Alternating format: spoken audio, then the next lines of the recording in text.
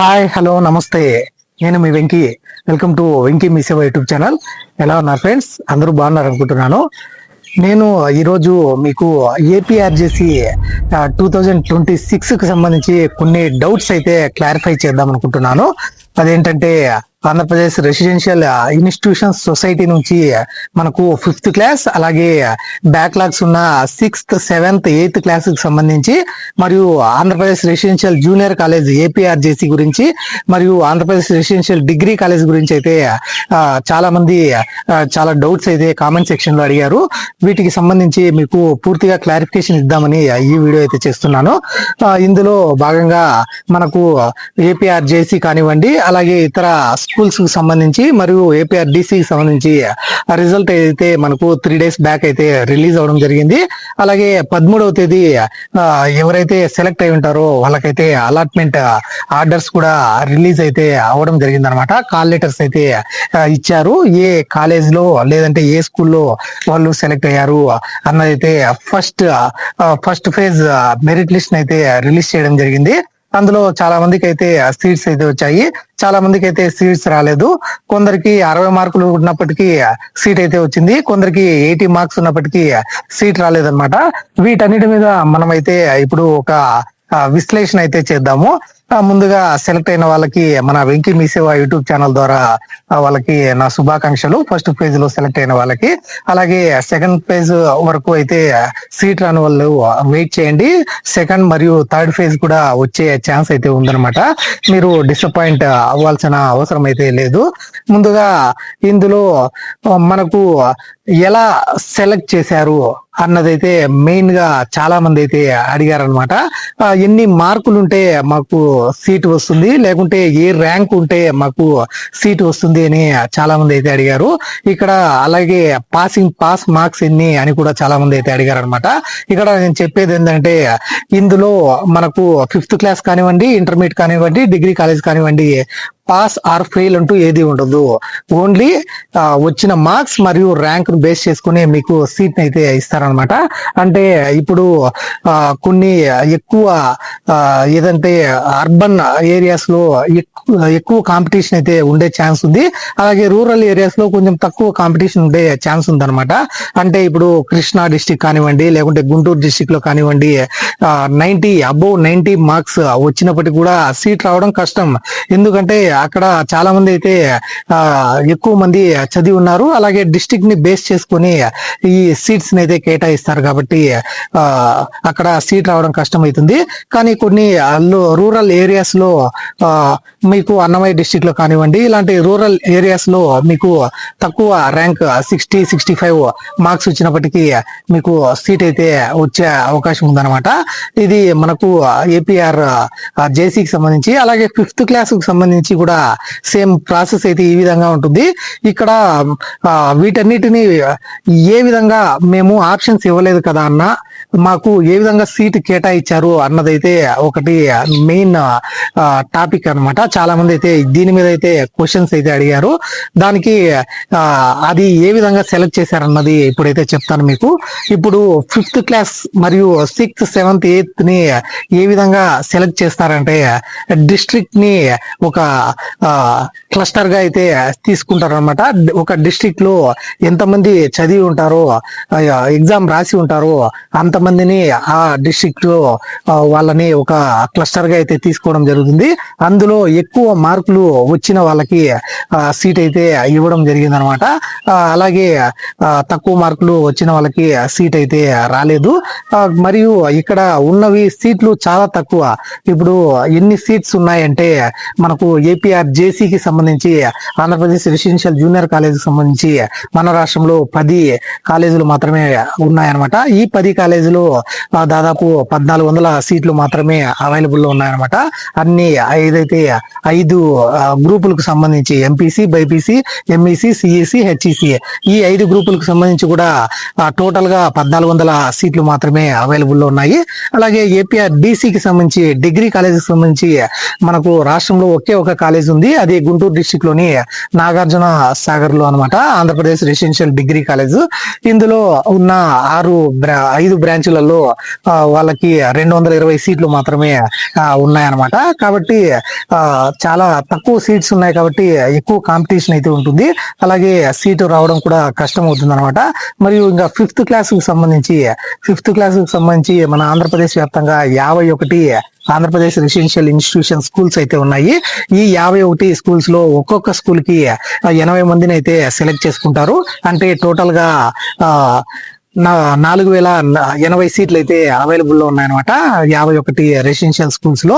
ఇందులో బాయ్స్ కి సపరేట్ గా ఉన్నాయి మరియు గర్ల్స్ కి సపరేట్ గా ఉన్నాయి. అలాగే కొన్ని డిస్ట్రిక్ట్ లో 2 స్కూల్స్ ఉండే డిస్ట్రిక్ట్లు అయితే ఉన్నాయి. అలాగే ఒక్కొక్క డిస్ట్రిక్ట్ లో 2-3 ఉన్నవి అయితే ఉన్నాయి. కాబట్టి ఆ డిస్ట్రిక్ట్ ని బేస్ చేసుకుని ఈ ఫిఫ్త్ క్లాస్ అడ్మిషన్స్ అయితే భర్తీ చేస్తారు. కాబట్టి అక్కడ లోకల్లో ఎవరికి ఎక్కువ మార్కులు వచ్చింటాయో ఆ ర్యాంక్ ను బేస్ చేసుకుని సీట్ అయితే కేటాయించడం జరుగుతుంది. ఇందులో మరొక ముఖ్యమైన పాయింట్ ఏంటంటే రిజర్వేషన్స్ అన్నమాట. ఆ రిజర్వేషన్స్ ని బేస్ చేసుకుని ఈ సీట్స్ ని కేటాయిస్తారు. ఇప్పుడు ఎస్సీకి 60 మార్కులు వచ్చినా సీట్ అయితే వస్తుంది. ఒక్కొక్కసారి ఓసీ వాళ్ళకి 90 మార్క్స్ వచ్చినా సీట్ అయితే రాదనమాట. దానికి కారణమే ఈ రిజర్వేషన్స్ అన్నమాట. రిజర్వేషన్స్ ఇందులో మనకు ఈడబ్ల్యూఎస్ కి అయితే 10% అయితే కేటాయించడం జరిగింది. మరియు ఓసీ వాళ్ళకి జనరల్ కేటగిరీ కింద 39% అయితే కేటాయించడం జరిగింది. అలాగే మనకు ఎస్టీ వాళ్ళకి 9% అయితే కేటాయించడం జరిగింది. ఎస్సీ వాళ్ళకి మనకు 17%. అందులో ఎస్సీ గ్రూప్ 1 కి 1%, గ్రూప్ 2 కి 7.5%, అలాగే గ్రూప్ 3 కి 9%, అలాగే ఇతర బీసీలకు సంబంధించి బీసీఏలో మనకు 1%, బీసీబీలో 9%, బీసీఎస్సీలో 1%, అలాగే బీసీడీలో 10%. ఈ విధంగా రిజర్వేషన్స్ అయితే మనకు కేటాయించడం జరిగింది. కాబట్టి ఆ రిజర్వేషన్ లో మీకు సీటు రావాలంటే ఇప్పుడు 100 సీట్లలో 39 జనరల్ కేటగిరీకి అయితే డైరెక్ట్ గా ఇచ్చేయడం జరుగుతుంది. మరియు రిమైనింగ్ సీట్స్ అయితే రోస్టర్ పాయింట్స్ ఏవైతే ఉంటాయో ఏ పొజిషన్ లో ఏ క్యాండిడేట్ ని తీసుకోవాలన్నది దాన్ని బేస్ చేసుకుని సీట్స్ అయితే ఇస్తారు. కాబట్టి చాలా మందికి అయితే ఎస్సీ వాళ్ళకి 60-65 మార్క్స్ వచ్చినప్పటికీ సీట్ వచ్చి ఉంటుంది. కానీ ఓసీ వాళ్ళకి 85 మార్క్స్ వచ్చినప్పటికీ సీట్ వచ్చే అవకాశం తక్కువ అనమాట.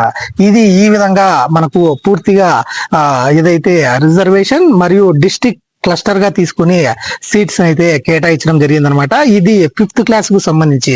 అలాగే ఇంకా 6th, 7th, 8th అంటే ఇంకా మనము ఆలోచించాల్సిన పని లేదు. అవి బ్యాక్లాగ్ వేకెన్సీస్. ఎవరైనా జాయిన్ అయ్యి చాలీజ్ చేసిన వాళ్ళు కానివ్వండి, లేకుంటే మిగిలిపోయిన సీట్లకు మాత్రమే అక్కడ ఇవ్వడం జరుగుతుంది. కాబట్టి 10 లోపల 10-15 లోపల ర్యాంక్ వచ్చిన వాళ్ళకి మాత్రమే ఈ 6, 7, 8 తరగతుల్లో సీట్ వచ్చే అవకాశం ఉందన్నమాట.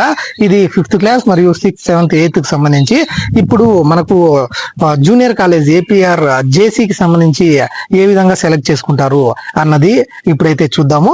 ఇది మనకు జోన్ వైజ్ గా మనకు సెలెక్ట్ చేసుకుంటారు. ఆంధ్రప్రదేశ్ వ్యాప్తంగా 4 జోన్లు అయితే ఉంటాయన్నమాట. అంటే రాయలసీమ ఒక జోన్ లాగా, అలాగే ఇట్లా కోస్తా ఆంధ్రకు సంబంధించి 2 జోన్లుగా, అలాగే రిమైనింగ్ వాటికి ఒక జోన్ గా అయితే మనకు తెలిసిన విషయమే అనమాట. ఆంధ్రప్రదేశ్ లో 4 జోన్లు అయితే ఉన్నాయి. ప్రెసెంట్ అయితే వాటిని 5గా అయితే కన్వర్ట్ చేయడానికి అయితే మనకు నోటిఫికేషన్ కూడా ఇవ్వడం జరిగింది. కానీ ప్రెసెంట్ అయితే ఫస్ట్ ఏదైతే ముందు ఉన్న 4 జోన్లను అయితే బేస్ చేసుకుని మనకు ఈ సీట్స్ అయితే కేటాయిస్తారన్నమాట. కాబట్టి ఆ జోన్ లో ఉన్న కాలేజ్ మరియు ఆ జోన్ లో రాసిన స్టూడెంట్స్ ని బేస్ చేసుకుని ఆ పలానా కాలేజ్ కి ఎక్కువ ర్యాంక్ వచ్చి ఉంటే అక్కడ సీట్ అయితే పొందే అవకాశం ఉంటుంది అనమాట. అలాగే ఆ లోకల్ ఆ జోన్ లో ఉన్న కాలేజెస్ లో ఆ జోన్ లో రాసిన స్టూడెంట్స్ కు మాత్రమే అక్కడ సీట్ అయితే కేటాయించడం జరిగిందనమాట. ఇది మెయిన్ గా మనకు ఎలా కేటాయించారు, ఎన్ని మార్కులకు వస్తే కేటాయించారు, ఎక్కడ కేటాయించారు అన్నది మనం అయితే ఆప్షన్స్ అయితే ఇవ్వలేదు. కానీ ఈ జోన్స్ వైజ్ గా మనకైతే సీట్స్ అయితే కేటాయించడం జరిగింది. కానీ ఇక్కడ సిస్టమ్ అనేది ఆటోమేటిక్ గా ఈ అలాట్మెంట్ ఆర్డర్స్ అయితే ఇవ్వడం జరిగింది అనమాట. మరియు ఒకవేళ అక్కడ ఆ కాలేజ్ లేని పక్షంలో ఆ, ఆ, ఒక జోన్ లో ఒకవేళ దగ్గరలో కాలేజ్ లేని పక్షంలో వాళ్ళకైతే ఏదైతే రాష్ట్రంలో మంచి కాలేజెస్ ఉంటాయో అలాంటి వాటిలో ఫస్ట్ వచ్చిన వాళ్ళకైతే సీట్ అయితే కేటాయించడం జరిగింది. అంటే నాగార్జున సాగర్ లో ఉన్న Andhra Pradesh residential junior college one of the best colleges in Andhra Pradesh residential colleges అన్నమాట. కాబట్టి అక్కడ సీట్ పొందడానికి ఎక్కువ మంది అయితే ఆసక్తి అయితే చూపించారనమాట. ఈ విధంగా మనకు సీట్ అలాట్మెంట్ అనేది జరగడం జరిగింది, ఆప్షన్స్ ఇవ్వకపోయినప్పటికీ. ఇంకా తర్వాత అడిగిన క్వశ్చన్ ఏంటంటే, అన్న దీని తర్వాత చేయవలసిన పని ఏంటి, మనకు దీని తర్వాత ఏం జరుగుతుంది అదైతే అడగడం జరిగింది. దాని గురించి అయితే ఒకసారి చూద్దాము. ఇప్పుడు మనకు అలాట్మెంట్ ఆర్డర్స్ అయితే ఇవ్వడం జరిగింది. దగ్గరలోనే మీ ఫోన్ లేదా మెయిల్ కి అయితే మెసేజ్ అయితే రావడం జరుగుతుంది అన్నమాట. మీరు సర్టిఫికేట్ వెరిఫికేషన్ కి అటెండ్ అవ్వాలన్నట్టు. ఆ సర్టిఫికేట్ వెరిఫికేషన్ అటెండ్ అయితే సర్టిఫికేట్స్ అన్ని వెరిఫై చేసి తర్వాత మిమ్మల్ని అయితే సీట్ కన్ఫర్మేషన్ అయితే చేస్తారు. ఆ తర్వాత మీరు ప్రిన్సిపల్ దగ్గరికి వెళ్ళి తర్వాత మీ ఏదైతే డాక్యుమెంట్స్ అయితే మళ్ళీ వాళ్ళు ఒకసారి చెక్ చేసి ఒరిజినల్ సర్టిఫికేట్స్ అయితే తీసుకునే అవకాశం ఉంటుందన్నమాట. అప్పటికి మీకు సీట్ కన్ఫర్మ్ అయినట్టు. ఒకవేళ కొన్ని కాలేజెస్ అయితే ఒరిజినల్స్ అయితే తీసుకోవు, కాబట్టి మీరు ముందుగానే 3 సీట్లు అయితే జిరాక్స్ అయితే తీసి పెట్టుకుంటే ఎంతో మంచిది అనమాట. అలాగే తర్వాత మీకు హాస్టల్ అలాట్మెంట్ జరుగుతుంది, మరియు దానికి కావాల్సిన సామాగ్రి కూడా కాలేజ్ నుంచి అయితే మీకు అందిస్తారు. ఈ విధంగా సెలెక్ట్ అయిన వాళ్ళకి నెక్స్ట్ ప్రాసెస్ అయితే ఉంటుందన్నమాట. తర్వాత సెకండ్ ఫేజ్ కౌన్సిలింగ్ ఎప్పుడు ఉంటుందంటే, మీకు ఏదైతే ఇప్పుడు ఫస్ట్ ఫేజ్ లో సెలెక్ట్ అయిన వాళ్ళు జాయిన్ అవ్వకుంటే, లేకుండా వాళ్ళ సీట్ క్యాన్సిల్ అయితే, మరియు ఇతర చాలా మంది అయితే IIIT అప్లై చేశారు, మరియు ఇంకా చాలా మంది ప్రైవేట్ కాలేజీలో, మరియు అంత దూరం ఎందుకని దగ్గరలో ఉన్న కాలేజీలో జాయిన్ అయ్యే వాళ్ళు చాలా మంది ఉంటారు. కాబట్టి ఇంకా సెకండ్ ఫేజ్ లో కూడా చాలా మందికి అయితే సీట్లు వచ్చే అవకాశం అయితే ఉంది. ఇవన్నీ కంప్లీట్ అయిన తర్వాత, ఈ ఫస్ట్ ఫేజ్ కంప్లీట్ అయిన తర్వాత సెకండ్ ఫేజ్ మరియు రిమైనింగ్ ఇంకా మిగిలి ఉంటే సీట్లని థర్డ్ ఫేజ్ వరకు అయితే వెళ్ళే అవకాశం ఉందన్నమాట. ఈ విధంగా మనకు ఫస్ట్ సెకండ్ థర్డ్ ఫేజ్ వరకు అయితే ఈ సీట్స్ అయితే కేటాయిస్తారు. ఈ విధంగా మనకు ఈ అడ్మిషన్ ప్రాసెస్ అనేది జరుగుతుంది. ఇది దీనికి సంబంధించి పూర్తి వివరాలు అనమాట. ఇంకొకటి, సెలెక్ట్ అయిన వాళ్ళకి కావాల్సిన డాక్యుమెంట్స్ ఏవైతే మీరు సెలెక్ట్ అయిన తర్వాత అక్కడ సబ్మిట్ చేయవలసిన డాక్యుమెంట్స్ ఉంటాయి కదా, వాటి గురించి అయితే ఒకసారి చెప్తాను. అందులో మీకు ఏపీఆర్జేసి లేదంటే ఏపీఆర్ఈఎస్ స్కూల్స్ కి సంబంధించి మీరు అప్లై చేసినప్పుడు వచ్చిన అప్లికేషన్, మరియు హాల్ టికెట్, అలాగే ర్యాంక్ కార్డ్, మరియు మీకు అలాట్మెంట్ లెటర్, కాల్ లెటర్ అంటారు కదా అది, మరియు మీ ఆధార్ కార్డ్స్, అలాగే స్టడీ సర్టిఫికేట్స్ 3-4 తరగతులు ఒకటే మండల్ లేదా ఒకటే డిస్ట్రిక్ట్ లో చదివినట్టు ఆ స్టడీ సర్టిఫికేట్స్, అలాగే ఇంటర్మీడియట్ వాళ్ళకి 10th క్లాస్ స్టడీ సర్టిఫికేట్స్, అలాగే 10th క్లాస్ మార్క్ లిస్ట్, మరియు క్యాస్ట్ సర్టిఫికేట్, అలాగే ఇన్కమ్ సర్టిఫికేట్, మరియు వాళ్ళ పేరెంట్స్ ఆధార్ కార్డ్, అలాగే ఆ పర్సన్ ఆధార్ కార్డ్, మరియు ఇతర సర్టిఫికేట్స్ అయితే హ్యాండిక్యాప్డ్ ఉంటే handicapped certificate, in case EWS వాళ్ళు అయితే ఈడబ్ల్యూఎస్ సర్టిఫికేట్, లాంటి మొత్తం సర్టిఫికేట్లు అయితే మీరు సర్టిఫికేట్ వెరిఫికేషన్ లో సబ్మిట్ చేయాల్సి ఉంటుంది. అలాగే కాలేజీలో కూడా ఆ సర్టిఫికేట్స్ అయితే మీరు సబ్మిట్ చేయాల్సి ఉంటుంది అనమాట. ఇది మీకు కావాల్సిన required documents for the admission అనమాట. ఇప్పటికీ ఇంకా ఏమైనా డౌట్స్ ఉంటే మీరు కామెంట్ సెక్షన్ లో అయితే అడగచ్చు, నేను ఖచ్చితంగా మీకైతే రిప్లై ఇస్తాను. ఇలాంటి మరిన్ని వీడియోస్ అయితే మన ఛానల్లో వస్తూనే ఉంటాయి. నెక్స్ట్ మనకు రైల్వేలో జాబ్స్ అయితే అసిస్టెంట్ లోకో పైలట్స్ కి సంబంధించిన జాబ్స్ అయితే పడ్డాయి. దాదాపు 11,900 చిల్లర అయితే ఆ జాబ్స్ అయితే ఉన్నాయన్నమాట. దానికి సంబంధించి నెక్స్ట్ వీడియోలో మీకు ఆ జాబ్స్ కావాల్సిన అన్ని క్వాలిఫికేషన్స్ మరియు రిక్వైర్మెంట్స్ అన్ని నేను నెక్స్ట్ వీడియోలో మీకు ఎక్స్ప్లెయిన్ చేస్తాను. Thank you for watching. See you in the next video. Jai Hind.